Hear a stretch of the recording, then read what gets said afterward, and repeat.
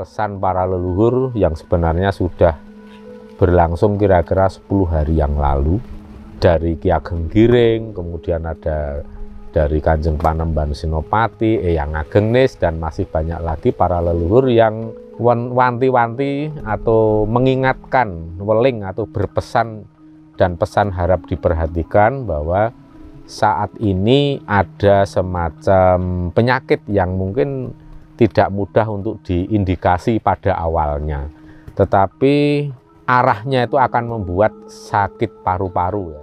Dan kita menemukan alam seperti ini, otomatis pikiran kita fresh ya. Fresh, alam semesta yang seperti ini tidak memberikan kesempatan untuk kita berpikir negatif. Betul. Selalu positif dan muncul suasana yang membuat kita lebih semangat, tentram, damai kan gitu.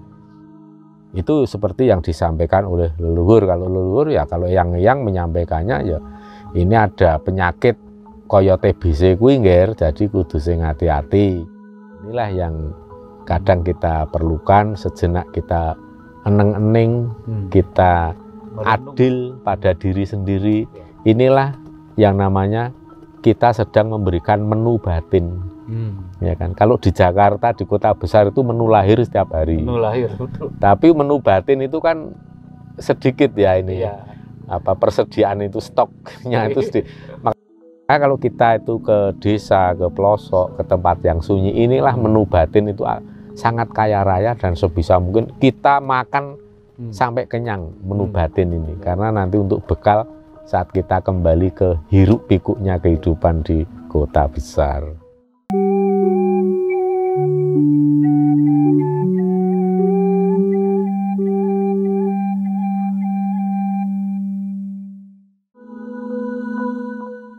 Jumpa lagi sedulur semua dimanapun saudara berada. Salam sejahtera, salam kebajikan, Om Swastiastu, Namo Buddhaya, salam, salam rahayu. Semoga kita semua dalam keadaan sehat bergas waras, ayam tentrem, lancar rezekinya, tansah pinaringan, sih wiloso saking ngersaning Gusti Ingkang Maha Agung.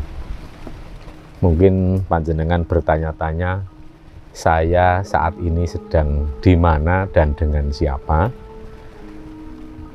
Ini supaya tidak penasaran, saya informasikan bahwa saat ini kami mengambil video ini berada di puncak Kayangan Suroloyo, yang tepatnya berada di barisan bukit Menoreh di daerah Kulon Progo, dan disinilah petilasan tempat beliau Kanjeng Sultan Agung saat tirakat atau pelaku prihatin untuk memperoleh wahyu yang akan beliau gunakan untuk melambari atau melandasi beliau saat akan menjadi Raja Mataram. Kanjeng Sultan Agung ini cucu dari Kanjeng Panembahan Senopati, dan beliau adalah salah satu raja di Kerajaan Mataram yang sangat sukses perlawanannya terhadap Belanda, karena beliau itulah leluhur yang dulu Raja Mataram yang menyerang Belanda, yang menghancurkan benteng Batavia, dan setelah 2 kali penyerangan beliau berhasil memukul mundur bahkan menewaskan jenderal pimpinan tertinggi waktu itu VOC yang ada di Batavia, dan beliau juga berhasil memusnahkan mungkin lebih dari 20.000 tentara Belanda. Jadi bisa dikatakan beliau ini pejuang yang pahlawan yang sangat hebat dalam perlawanan terhadap Belanda. Nah, disinilah tempat beliau tirakat, dan di sini pula sebagai tempat yang sangat sakral, sangat wingit, karena di sini levelnya juga sudah tidak lagi yang level biasa-biasa, karena di sini tempat spiritual yang bisa menghubungkan langsung dengan para entitas kadewatan kawidodaren. Dan di sini juga kita bisa menyaksikan berkali-kali, itu bukanlah mitologi atau dongeng, tetapi memang fakta bahwa di sini mudah sekali terhubung dengan entitas kadewatan atau para dewata. Nah, pertanyaan yang kedua, rasa penasaran yang kedua, saya saat ini sedang bersama dengan Wah Agung, ya. Wah Agung dari Alam. Saya dari Bali, tapi saya bekerja di Jakarta. Iya.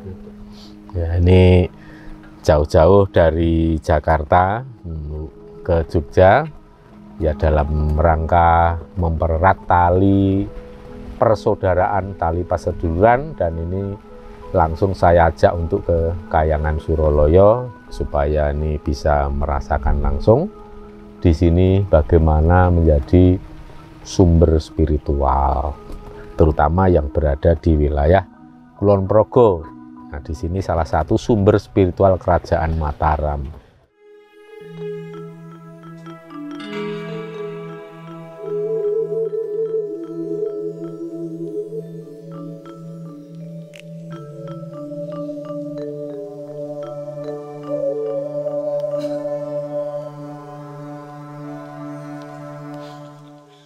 Sampai tinggal itu saya pikir Gapura tadi. Bonus sedikit lah. Iya. Itu yang ke arah Puncak Widosari ke bawah.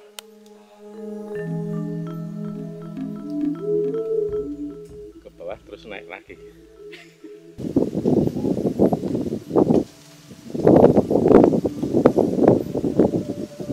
Pertigaan di bawah Puncak Suroloyo dengan altitude 965 meter di atas permukaan laut. Ini yang arah sana Puncak Widosari. Terus yang naik lagi sedikit kita akan sampai ke Puncak Kahyangan Suroloyo. Ya, sekarang kita lanjutkan lagi. Iya. Wah Agung nih cukup bagus nih fisiknya. Asal berhenti sebentar gitu. Asal berhenti sebentar. Iya. Asal berhenti sebentar.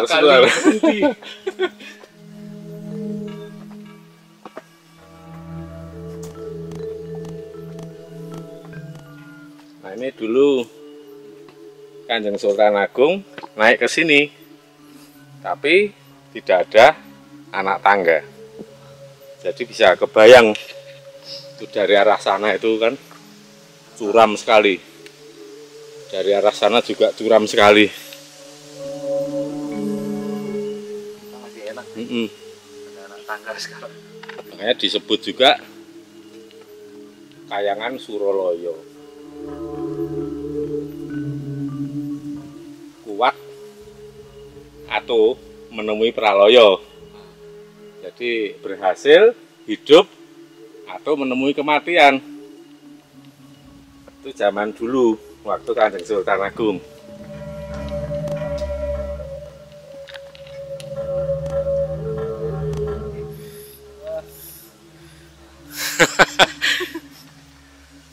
Itu alasan untuk berhenti. Betul. Ada pemandangan bagus. Berhenti dulu mau foto. Itu alasan ngambil napas yang tepat.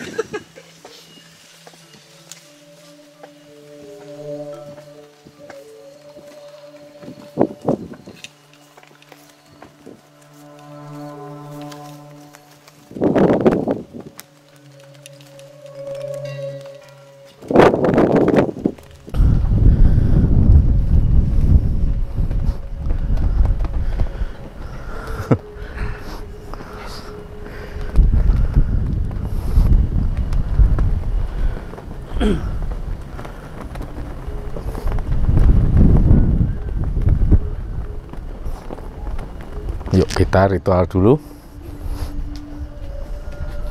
Di sini kita akan ritual berdoa kepada para guru langkir, ide bedara langkir, pada para leluhur-leluhur sepuh, para entitas kadewatan.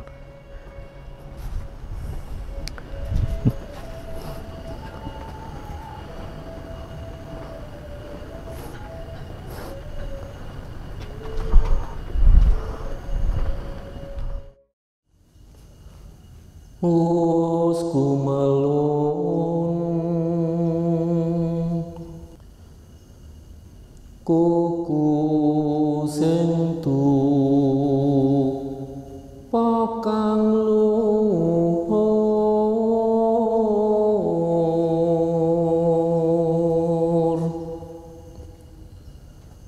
kanda arum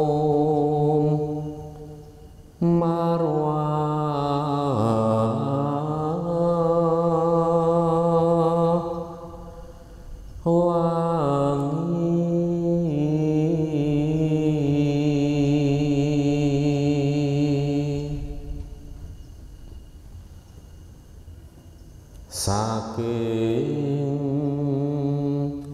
Prajamosa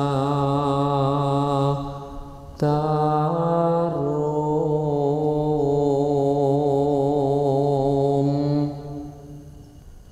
kang arsa amesu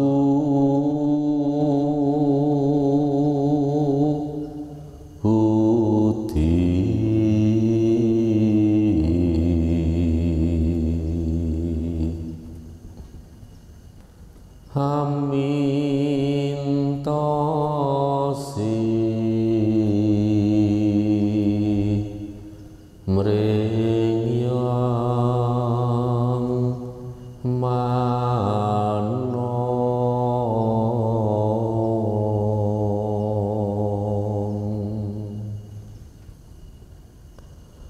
tan samar pamoring sukmo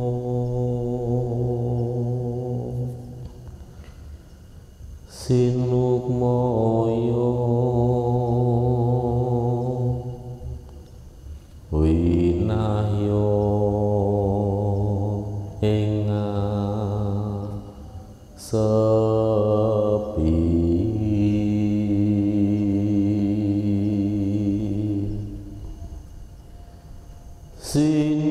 sinin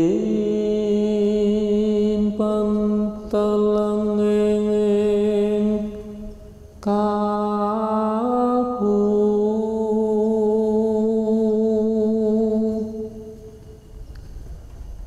pambukaning warana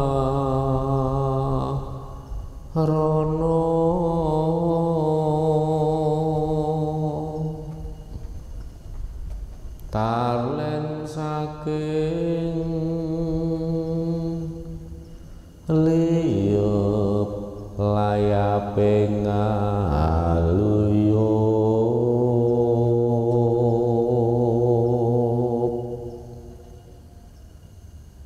pindha pesating sumpena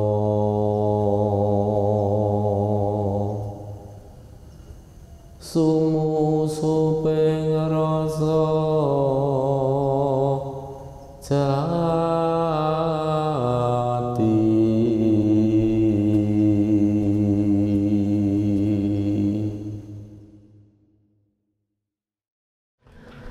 dan satu lagi yang akan saya sampaikan mumpung saya tidak lupa, mumpung ini ingat dan ini merupakan pesan para leluhur yang sebenarnya sudah berlangsung kira-kira 10 hari yang lalu dari Ki Ageng Giring, kemudian ada dari Kanjeng Panembahan Senopati, Eyang Ageng Nis, dan masih banyak lagi para leluhur yang wanti-wanti atau mengingatkan, weling atau berpesan dan pesan harap diperhatikan bahwa saat ini ada semacam penyakit yang mungkin tidak mudah untuk diindikasi pada awalnya, tetapi arahnya itu akan membuat sakit paru-paru ya. Jadi orang-orang bisa terkena penyakit ini jika tidak betul-betul menjaga vitalitas tubuh, metabolisme, stamina.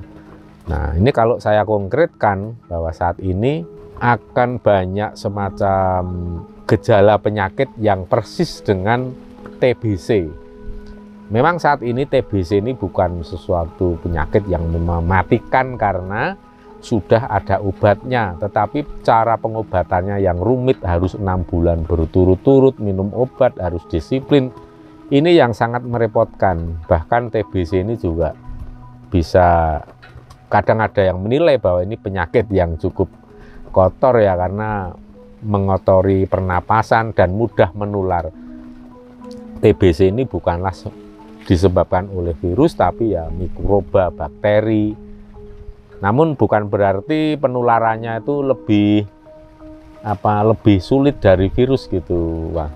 Jadi penyakit ini cukup cepat cara penularannya, tapi melalui sentuhan-sentuhan, melalui makanan atau piring gelas yang bekas dipakai orang yang terkena TBC. Kalau nyucinya tidak bersih, itu kuman atau bakteri atau mikroba yang menyebabkan TBC ini tidak mudah mati. Bahkan di suhu 100 derajat pun kadang-kala itu masih berbahaya. Oleh sebab itu ya tetap harus menjaga kesehatan, dan saya anjurkan resep jamu yang disampaikan oleh Eyang Ageng Giring beberapa waktu yang lalu itu sangat relevan. Jadi masih sangat relevan untuk mengantisipasi adanya munculnya penyakit ini ya. Saya tidak mau mengatakan ini wabah, karena kalau dibilang wabah juga syarat-syarat menjadi wabah saya kira juga tidak memenuhi, dan kita berharap juga jangan sampai menjadi wabah. Tetapi ini menjadi potensi suatu penyakit yang jika kita tidak hati-hati, nah ini akan banyak menjangkiti orang-orang yang ciri-cirinya yaitu mungkin ada batuk, kemudian batuknya kering ya, terus kemudian ada sesak napasnya. Nah itu kalau dibiarkan nggak sembuh-sembuh sampai beberapa bulan kan bisa saja menimbulkan paru-paru menjadi infeksi, berair dan segala macam. Dan itu kalau mungkin diindikasi secara medis itu arahnya bisa ke jenis TBC. Itu seperti yang disampaikan oleh leluhur. Kalau leluhur ya, kalau yang menyampaikannya ya ini ada penyakit kaya TBC kuwi nggih, jadi kudu sing hati-hati, kudu sing resikan. Kalau perlu di keramaian-keramaian ya tetap pakai masker, tapi ini tujuannya itu untuk menangkal ya penyakit yang ini, bukan yang sejenis virus. Kalau saya pribadi ya sangat percaya dengan apa yang disarankan dan dianjurkan leluhur ya. Wah ya, karena ya dawuh leluhur kan memang nyata, jadi bukan sesuatu yang sifatnya itu bohongan atau hanya menakut-nakuti, tetapi leluhur itu dengan kasih sayang yang tulus, tidak ada pamrih, tidak modus ya. Tentu beliau ingin menjaga anak keturunannya. Nah, saya merasa sebagai anak keturunan yang diperhatikan leluhur ya, kita ini ya kalau diberi dawuh leluhur sendika dawuh atau siap laksanakan. Kecuali mungkin kalau ada 1-2 orang yang tidak begitu percaya ada dawuh-dawuh leluhur, itu tidak apa-apa. Itu karena tingkat pemahaman dan kemampuan spiritual masing-masing orang kan berbeda. Itu kita tetap hargai. Jadi kalaupun tidak ada yang percaya atau bagi yang tidak percaya pun kita tidak bisa menyalahkan. Kita tetap menghargai, karena berinteraksi dengan gaib itu juga tidak mudah. Harus perlu ketekunan, ketelatenan, dengan waktu yang lama, konsisten dari dulu, nggak cuman kalau pas kita selagi ada kepentingan itu terus baru kemudian merapat ke leluhur. Kalau nggak ada kepentingan ya cuek, atau kadang malah nggak percaya. Ya itu ya, kalau seperti para semeton di Bali kan ini memang sudah menjadi suatu pemahaman yang umum di masyarakat sana, bahwa leluhur itu bisa memberikan kontribusi besar baik secara langsung maupun tidak langsung untuk kehidupan kita kepada para, khususnya anak keturunannya, para leluhurnya masing-masing menjaga.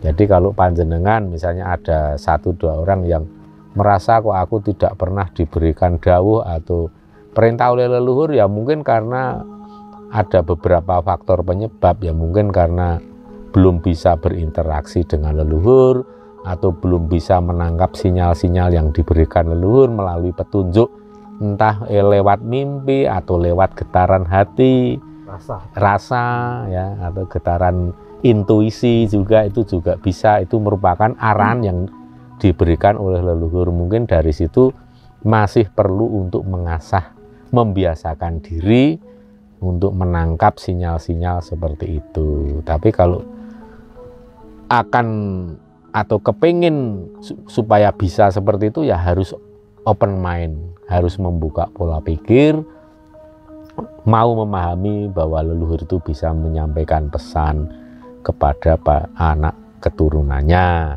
Dan satu lagi yang harus dipahami, leluhur memberikan dawuh, petunjuk, memberikan perintah itu bukan berarti kepada orang-orang yang keblinger atau yang sesat, ya kan.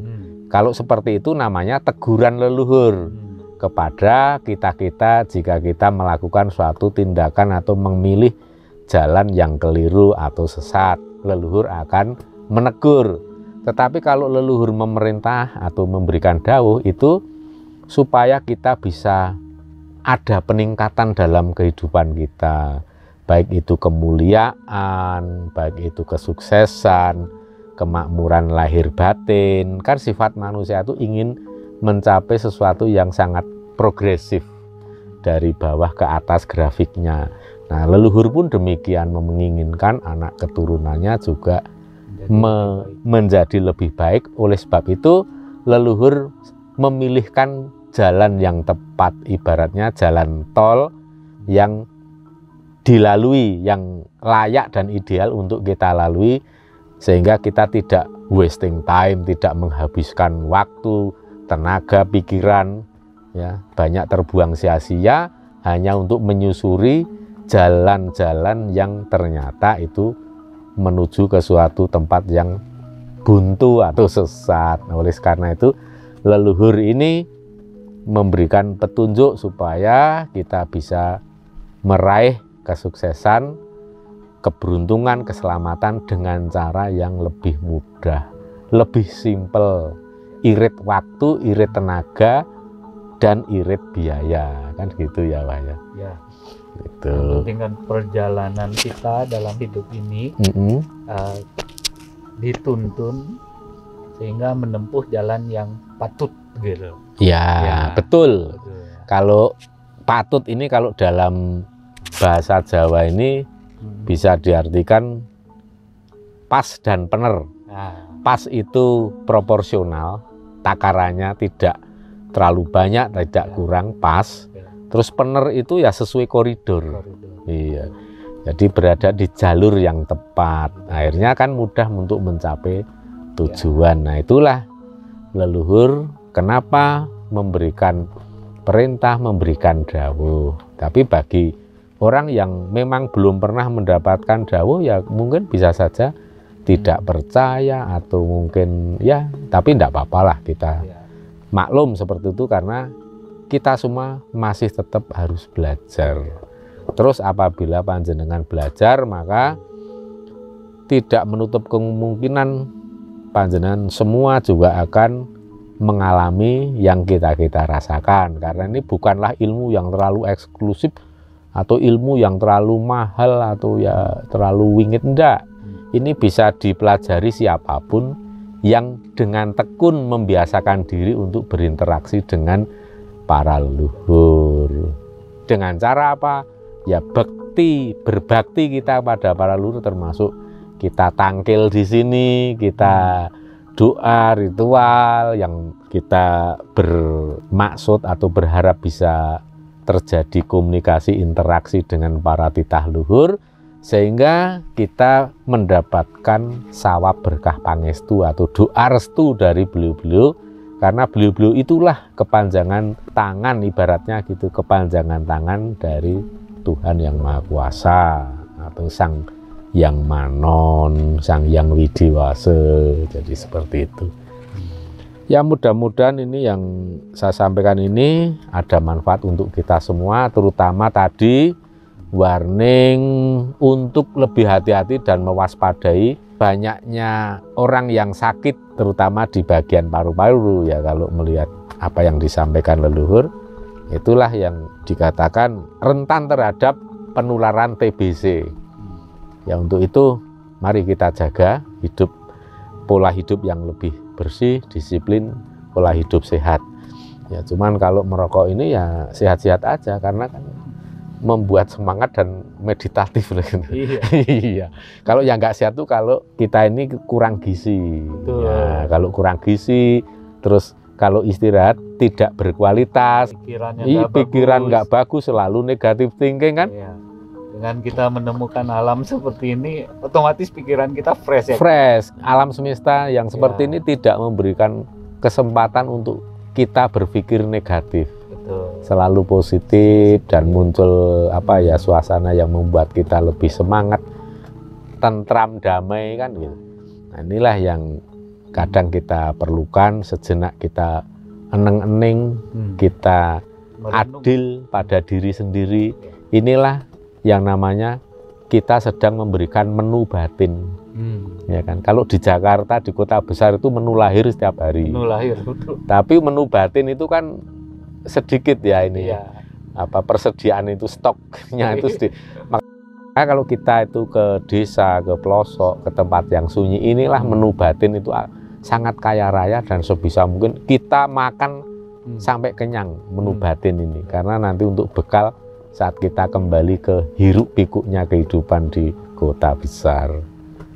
Ya, itu aja tips-tips dan informasi yang bisa kita lakukan, dan saya terima kasih ya Wah Agung bisa kunjung ke rumah ke Jogja, dan ini menambah paseduluran para semeton dari Bali juga. Saya sering kunjung ke sana ya, silahkan monggo kalau nanti suatu waktu bisa kunjung ke Jogja ya, kita bisa mengantarkan ke tempat-tempat seperti ini. Yes, gitu aja. Om Swastiastu, salam sejahtera. Saya sampaikan wilujeng rahayu kang tinemu, bondo lan bejo kang teka saking kersaning Gusti, Suradira jaya ningrat, lebur dening pangastuti, rahayu sagung titah dumadi. Rahayu sareng sami.